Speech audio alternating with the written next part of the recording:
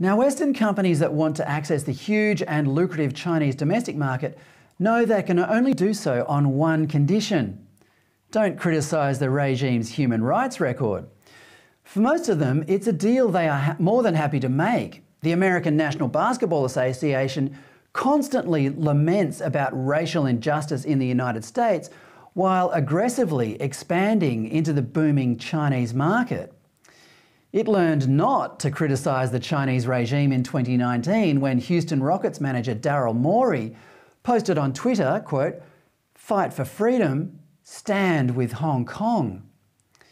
The NBA immediately issued an apology, saying Morey had, quote, "undoubtedly severely hurt the feelings of Chinese fans." Meanwhile, American Sonny Weems, who plays in the domestic Chinese basketball competition, was called the N-word and told to get out of China in January this year, according to a video obtained by CNN.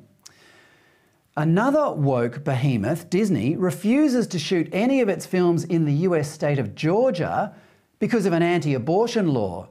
Yet it filmed its blockbuster Mulan in Xinjiang province, the very same province where the CCP has Uyghur concentration camps.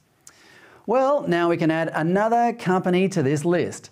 Last week, Mars Wrigley, the maker of the Snickers bar, apologised for a Snickers product launch which the Chinese said suggested Taiwan was a country. God forbid.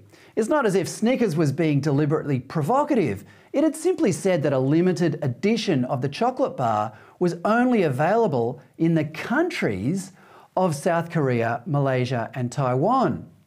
It wasn't accusing the Communist Party of harvesting the human organs of members of the peaceful Falun Gong community and selling them on the market for transplants, which is actually true.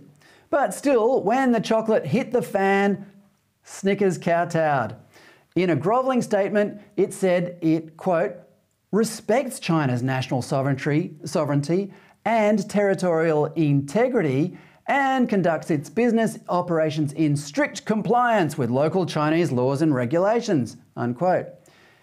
In response, Chinese social media users piled on, including one comment that said, quote, "Say it, Taiwan is an inseparable part of Chinese territory," unquote. It attracted 8,000 likes. The apology worked, which in itself is a bit surprising. High-profile apologies have a tendency to be rejected, at least in Australia these days. The outcome is a happy one for all involved. Chinese people can still get flabby on Mars Wrigley's extravagantly sugary chocolate bar while their government flexes its muscles in the boardrooms of American companies. Snickers' old slogan used to be, you're not you when you're hungry. Perhaps they should change it to, you're not Taiwanese even when you're in Taiwan.